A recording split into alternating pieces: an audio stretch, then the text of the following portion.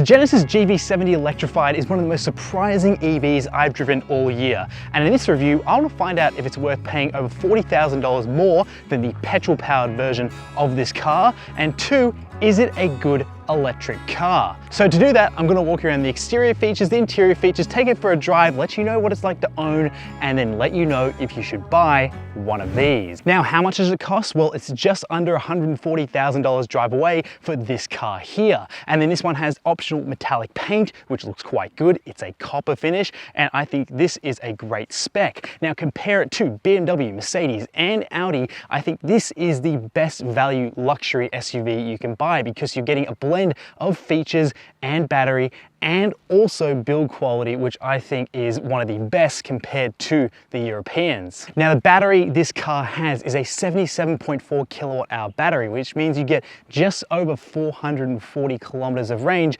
per charge. And if you find a 350 kilowatt charger, you can charge this car as fast from 10 to 80% in as little as 18 minutes, which is very good thanks to the 800 volt battery architecture that this car has. And why is having an 800 volt battery architecture good? Well, it means it's quicker to charge and slower to discharge, so it's a bit more efficient than some other cars that don't have it. And so this car has a dual motor setup, and it can produce up to 360 kilowatts of peak power and 700 newton meters of torque, which means this thing can go 0 to 100 in around 4.2 seconds claimed, which is really quick, and we'll see how that feels out on the road. Now let's talk about features on the outside. This thing looks really nothing different from the petrol version. To most people, it looks the same. The only way you're going to tell the difference is because of the different wheels and also the blocked out grille. This blocked out grille has a little spot that has the letter G on it. You press on that and it will reveal the charge door, which is nicely finished. And you also get this vehicle to load adapter, which I'm holding here,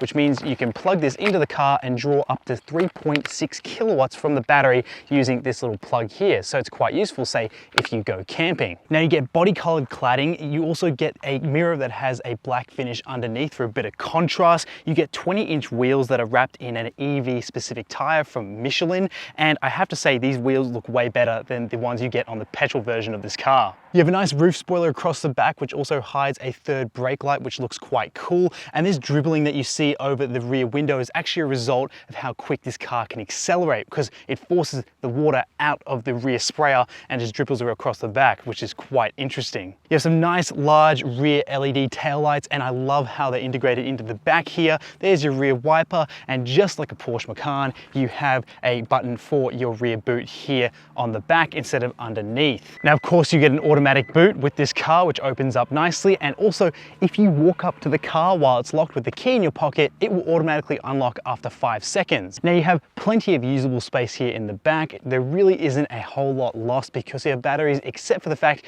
you don't have a spare tire. You only have a repair kit and then some little extra compartments underneath the boot floor. And so when you buy a Genesis, you get a few extra goodies in this car. So of course you get a charging cable, which I've left at home, but there's your bag for it. You get that vehicle to load adapter, which I showed you at the start. You get a first aid kit, and you also get a tire mobility kit in case you get a flat. And in the back as well, we do have an AC port, which is quite cool, so you can plug household items in this car in the boot. And you also have a dedicated 12-volt socket as well. And then if you need to, you can fold the seats from the back using some pull tabs, which are very useful, and the seats will fold in a 60-40 split. Now, to say this car's feature pack would be an understatement. You have heated and cooled massaging front seats. You have an electronically adjustable steering wheel here. You have a heads-up display. You have a digital driver's display, which has a 3D effect and also has driver attention systems using little cameras that look at your eyes, which is very useful and very safe. You even have a giant screen which runs up here on the dashboard, which is both touch sensitive and you can control it using a dial here in the center. You have heaps of ambient lighting, which is also customizable here on the doors, through the center console, and in the back. This steering wheel also has these little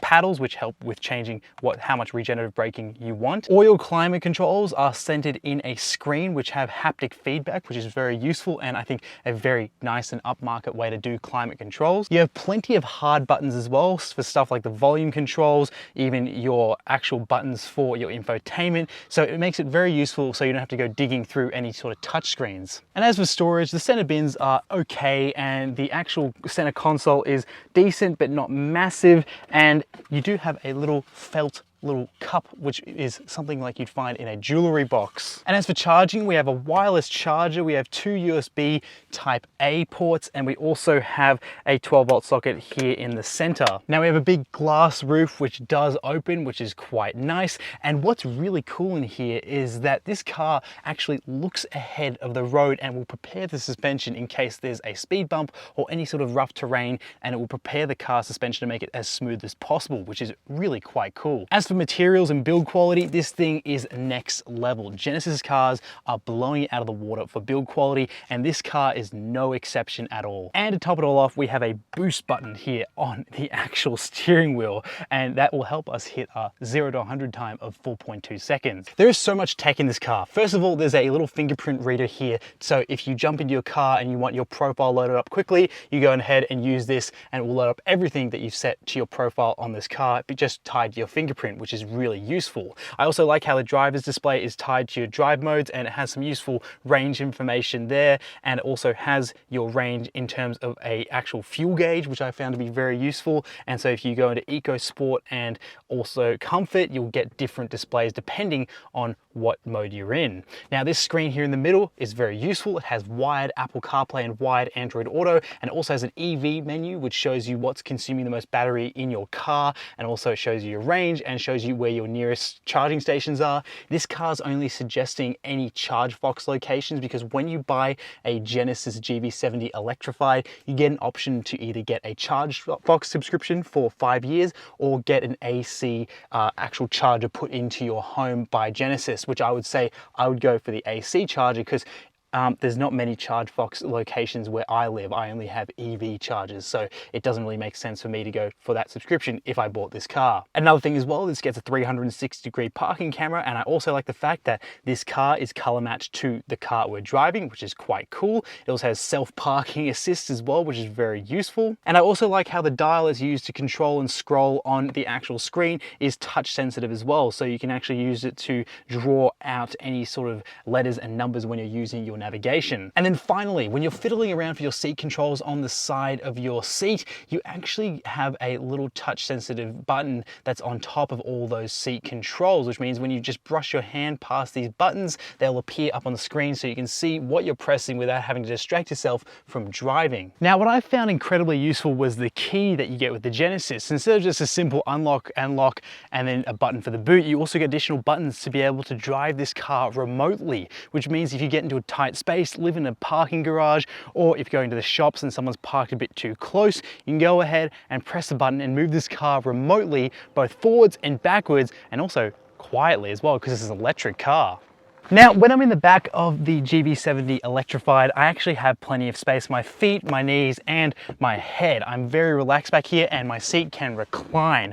I also do have a sunshade back here, which is very useful, and I have my own climate controls for my rear heated seats and also air conditioning. Now, I also have two USB Type A ports in the back, which are also backlit, so it makes it easier to find at night. I have my own mat pocket, and I am just very comfortable in these rear seats. I also appreciate how these seats also have a sculpt element to them, so it means my knees can fit into them without feeling pressed against the hard plastic. I also do like the fact this car has hard plastic on the back, so it prevents any scuffs or scratches being put on this nice white leather. But the best seat is here over on the left, which means you can get access to these buttons for the passenger seat, and I can push this seat all the way forward if no one's sitting in it, and guess what? I can make heaps of room for myself and just get nice and relaxed, and it's very executive-like in this car when you're sitting in this seat. And then finally, the center armrest is nice and plush and has a really nice finish for the cup holders. So yes, this car is very luxurious on the outside and on the inside, but is it good to drive, and is it a good electric car? Now, starting off the driving experience, there are three annoying things about this car in terms of how it drives. First of all are the brakes. When you go to stop, the car will rock backwards and forwards, which is just a little bit annoying. I think Mazda nailed the braking experience for an EV, and that's a lesson that Genesis could take to these cars. Another thing is that there are some squeaks and rattles. Unfortunately, this car, even though it's really well built, you can still hear some squeaks and rattles, especially one right next to my ear here in the B pillar, which can be a little bit annoying. And third, when you go to punch it, for example, because this car sits a bit higher up and it's meant to be a bit more comfort oriented, you're going to have a problem with traction on the front wheels. So even though you have a lot of power, unfortunately you're not going to be as fast as a lower down EV because of that weight transfer to the rear wheels. But now for the good things. This thing actually handles really nice and flat. I love how this thing performs through corners for a bigger SUV that's an EV. It's heavy, it weighs over 2 tons, but oh gosh, it does feel quite nice. Now the other thing as well is the responsiveness from these motors. Now of course it's an EV, so expect instant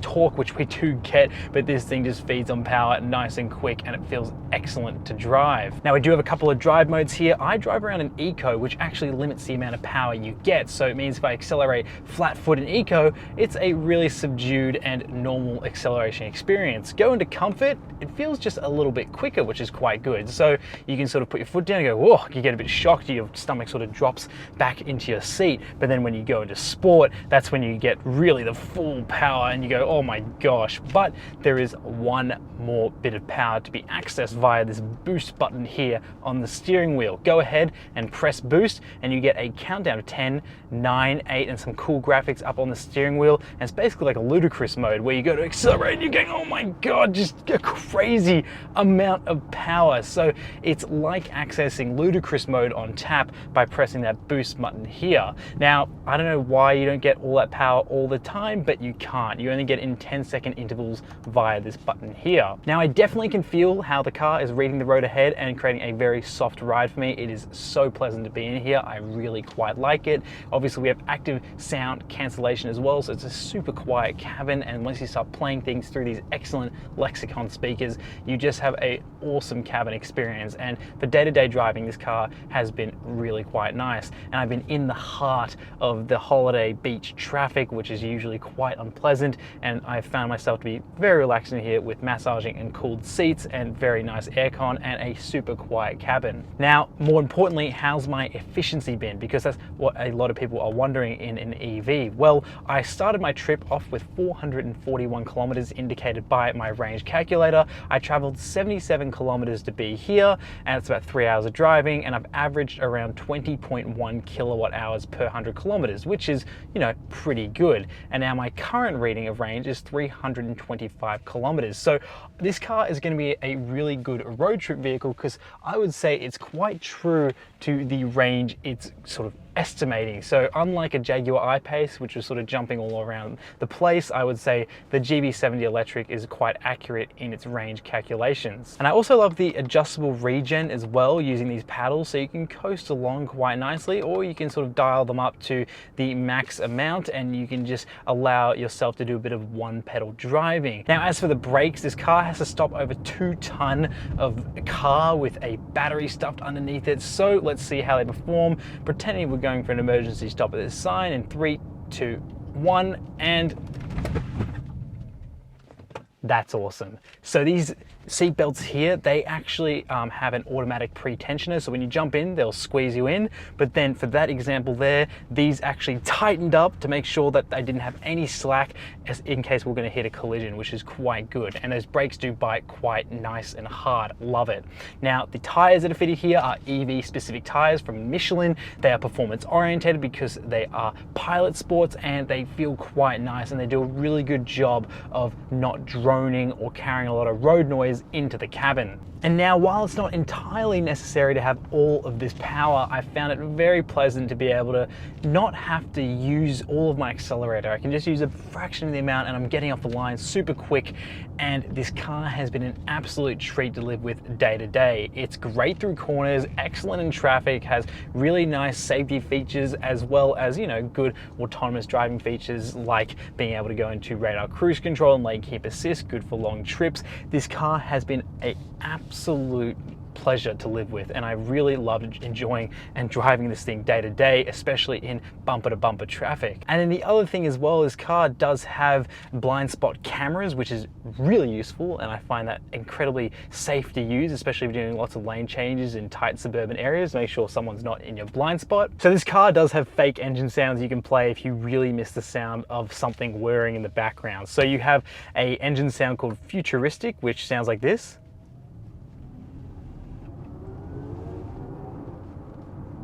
And then you have another one called S Engine, which is a sporty engine.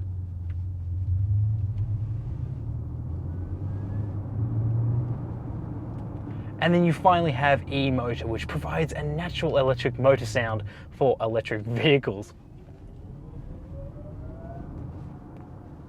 So yeah, you have that if you really want it. Now, yes, I would actually buy this over the petrol version of this car because it's actually, you know, a whole lot cheaper to run. It's really quite quick, and I love how quiet it is as well. And it's super nice to drive around day to day. And this is also an excellent electric car in its own space. It's super efficient, it has great range, really quick to charge, and nice and easy to live with. Not to mention, I would also pick this over the BMW, Mercedes, and Audi equivalent of these electric SUVs because I think this does the luxurious features the best, the after sales features the best, and also is just a great looking car. And I actually prefer this over those alternatives. So if you're out shopping and you're not fully convinced by this Genesis just yet, I would say take one for a drive and then use this as your benchmark compared to the German rivals, rather than defaulting to going to those traditional brands. Now, thank you so much for watching. Make sure you're subscribed, and I'll see you in the next one.